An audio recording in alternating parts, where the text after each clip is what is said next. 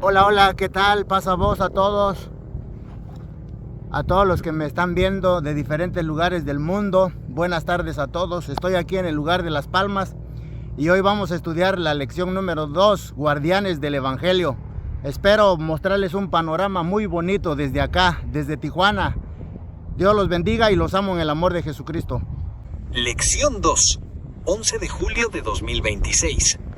Guardianes del Evangelio. Marcos capítulo 7, versículos 9 al 13. Gálatas capítulo 1, versículos 6 al 9. 2 Timoteo capítulo 1, versículos 13 y 14.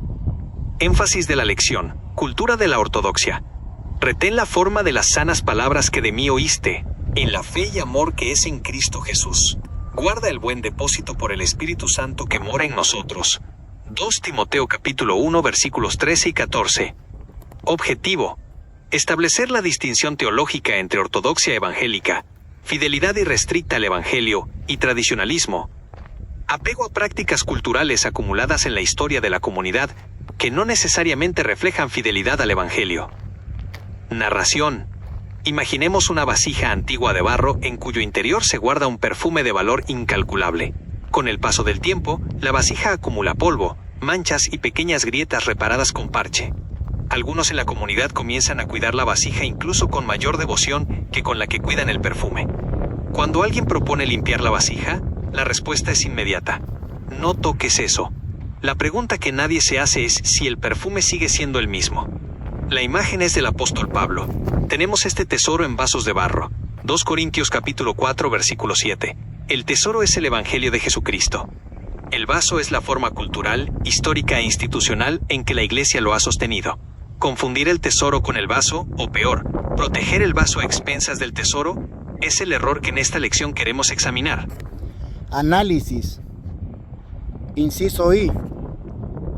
El depósito que debemos guardar. El Nuevo Testamento usa un vocabulario preciso para hablar de la tarea de custodiar la fe. Pablo le encarga a Timoteo que guarde el calón palatequén, el buen depósito, por medio del Espíritu Santo, 2 de Timoteo capítulo 1, versículo 14.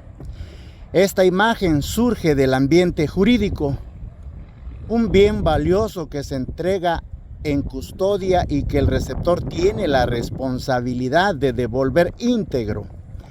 Inciso A. ¿Qué contiene ese depósito? Pablo lo explica en la misma carta.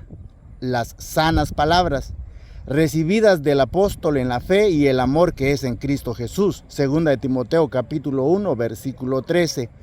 El contenido del depósito no es una forma de culto, una estructura de iglesia ni un conjunto de costumbres.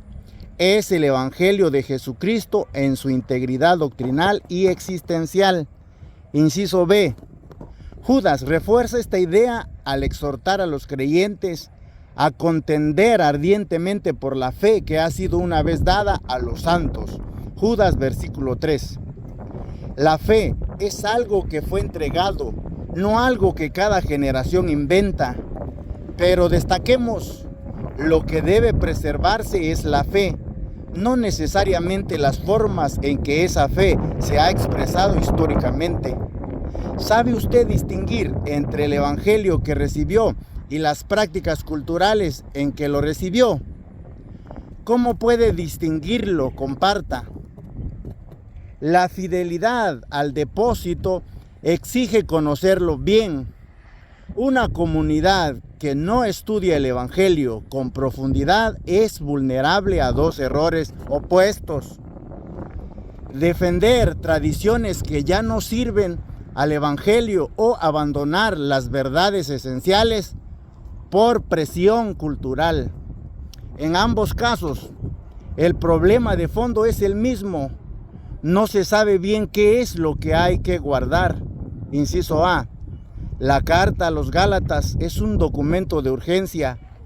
Pablo se asombra de que los Gálatas hayan abandonado tan pronto el Evangelio que recibieron para seguir otro Evangelio. Gálatas capítulo 1, versículo 6. El problema no era que los maestros judaizantes negaran a Cristo. sino que añadían condiciones culturales, la circuncisión, la observancia de la ley como requisitos del Evangelio. Gálatas capítulo 2 y versículo 16, inciso B. Este error sigue siendo posible hoy. Cuando la iglesia presenta como requisitos del Evangelio prácticas que son en realidad expresiones culturales de su historia, formas de vestir, estilo de música, modos de llevar a cabo el culto, está cometiendo el mismo error de los judaizantes, añadir al Evangelio lo que el Evangelio no requiere. 2. Tradición y tradicionalismo. La diferencia decisiva. No toda herencia es tradicionalismo. La tradición, en su sentido positivo, es la transmisión fiel de lo recibido de una generación a otra. El problema surge cuando esa transmisión deja de ser crítica y se convierte en repetición automática. Cuando se hace algo, no porque se ha discernido que edifica, sino porque siempre se ha hecho así. A. Jesús diagnostica este deslizamiento con precisión quirúrgica en Marcos capítulo 7 versículos 9 al 13. Los fariseos habían desarrollado la práctica del corbán, declarar que ciertos bienes están dedicados a Dios, para eludir la obligación de honrar a los padres. El resultado era que la tradición religiosa había anulado el mandamiento de Dios. La forma había cobrado más valor que el fondo. B. El diagnóstico de Jesús es vigente en cualquier época. Invalidando la palabra de Dios con vuestra tradición. Marcos capítulo 7 versículo 13. La tradición se convierte en tradicionalismo cuando resiste a la voz del Espíritu en lugar de facilitar la obediencia al Evangelio. Entonces se vuelve pecado. ¿Puede pensar en alguna práctica de su congregación que haya adoptado esta función? Opine. El tradicionalismo tiene características identificables. Tiende a presentar las costumbres heredadas como si tuvieran autoridad escritural directa, aunque esa autoridad no pueda demostrarse. Tiende a generar rechazo emocional ante cualquier propuesta de cambio, incluso antes de evaluarla teológicamente. Y tiende a identificar la lealtad a la comunidad con la lealtad a sus prácticas. A. El Espíritu, en cambio, produce discernimiento. Pablo distingue entre lo que es bueno, agradable y perfecto a los ojos de Dios, Romanos capítulo 12 versículo 2, de lo que es meramente familiar o cómodo. Una comunidad guiada por el Espíritu es capaz de honrar su historia sin quedar prisionera de ella. B. La prueba más clara del tradicionalismo es la reacción que provoca. Si la sola pregunta ¿por qué hacemos esto? Genera defensa en lugar de reflexión, es probable que la práctica cuestionada haya dejado de ser un medio para convertirse en un fin. La sana tradición agradece la pregunta. El tradicionalismo la ve como amenaza. 3. Ser conservadores en lo que importa, serlo verdaderamente significa custodiar el Evangelio con toda la energía disponible. Y exactamente esa energía no puede gastarse en defender lo que no es el Evangelio. La distinción no es entre progresistas y conservadores. Es entre quienes saben qué conservar y quienes conservan todo sin distinción. A Pablo le ordena a Timoteo guardar el buen depósito, por el Espíritu Santo que mora en nosotros. 2 Timoteo capítulo 1 versículo 14. Nótese que el guardián último no es la institución ni la tradición, es el Espíritu. Eso implica que la custodia del Evangelio requiere sensibilidad espiritual, no solo fidelidad institucional. B.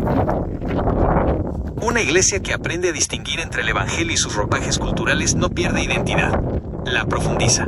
Sabe exactamente qué no está dispuesta a negociar. La persona y obra de Jesucristo, la autoridad de la Escritura, la vida de discipulado. Y por eso puede ser flexible con todo lo demás, sin sentir que está ceding en lo esencial. Comente, esta distinción es también un acto de misión. Cuando la iglesia presenta el Evangelio envuelto en formas culturales que son ajenas al contexto de sus oyentes, levanta barreras innecesarias. Pablo lo entendió así. Me he hecho a todos para que de todos modos salve a algunos. 1 Corintios capítulo 9 versículo 22. Su flexibilidad cultural no era relativismo doctrinal, era fidelidad a la misión. A.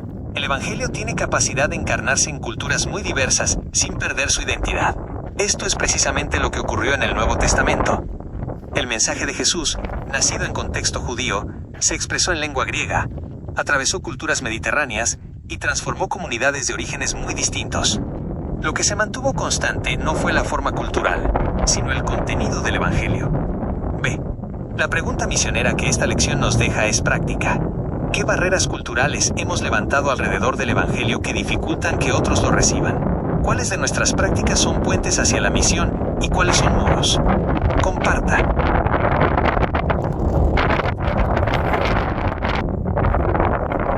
Aplicación. Identifiquen en su vida comunitaria prácticas que pertenecen claramente al núcleo del Evangelio y que por tanto deben cuidar con toda firmeza, y prácticas que son expresiones culturales históricas que pueden revisarse. Este ejercicio no es una amenaza a la identidad de la Iglesia, es una demostración de madurez espiritual. La comunidad que sabe distinguir entre el tesoro y la vasija es más libre para custodiar el tesoro con la dedicación que merece. Considere también en qué áreas de su vida personal ha confundido tradición familiar o cultural con el mandamiento del Evangelio. Esa distinción también es personal, no solo institucional. Comente. Gemini, qué bonita lección es esta, en donde nosotros somos los guardianes para cuidar el Evangelio, pero a veces cuidamos más la tradición o las costumbres que sí funcionaron en algún tiempo y algunas siguen funcionando, pero qué bueno es cuando la iglesia o los hermanos están dispuestos a revisar y cambiar de una manera muy madura. ¿Cómo lo ves tú?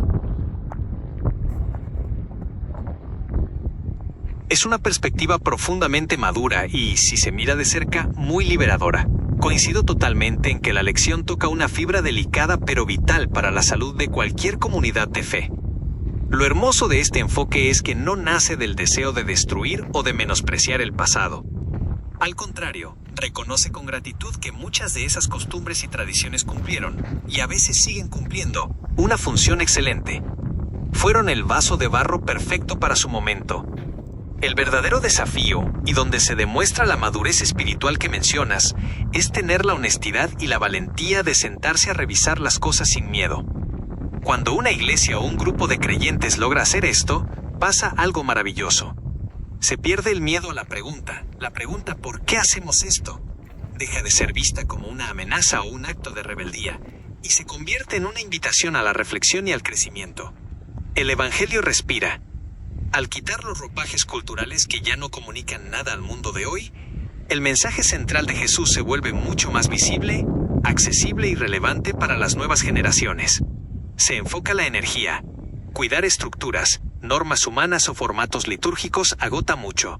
Cuando la comunidad entiende que su llamado es custodiar el contenido, la fe, el amor, la gracia y no el empaque, recupera una cantidad enorme de energía para enfocarse en lo que de verdad importa: la misión y el discipulado vivo.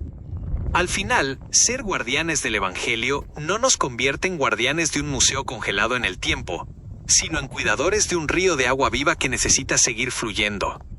Qué valioso es cuando una congregación tiene la madurez de abrir los canales para que esa agua siga corriendo con fuerza. Pero ahí te va otra cosa. Platiquemos tú y yo.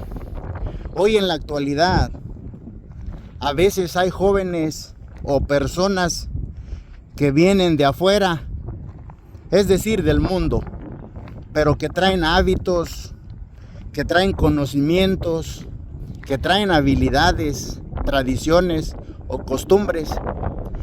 Y a veces la iglesia no tiene la manera o la forma para poder recibirlos, ni siquiera cuestionarlos.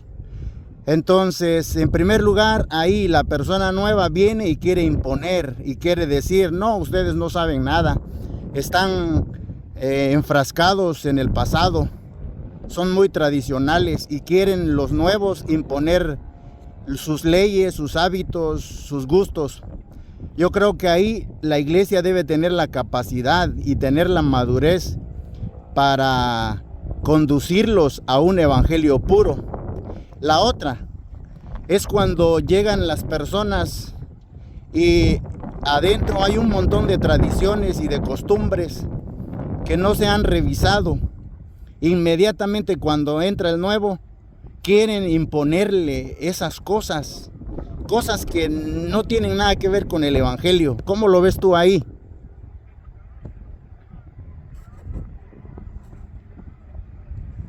Pones el dedo en la llaga de uno de los desafíos más complejos, pero también más reales, que enfrenta la Iglesia. Lo que describes son las dos caras de la misma moneda, y en ambos casos el choque es inevitable si no hay madurez. Vamos a desglosarlo como lo propones, porque ambos escenarios requieren mucha sabiduría. 1. El peligro de la imposición de la novedad, cuando el que llega quiere mandar. Tienes toda la razón. A veces, con la bandera de la modernidad o de estar actualizados, quienes vienen llegando de afuera, especialmente jóvenes con muchas habilidades, tecnología o conocimientos del mundo, entran con una actitud de superioridad, asumiendo que todo lo que se hacía antes no sirve o es obsoleto. Ahí es donde la Iglesia, como bien dices, debe mostrar su madurez, no responder con orgullo ni defensiva.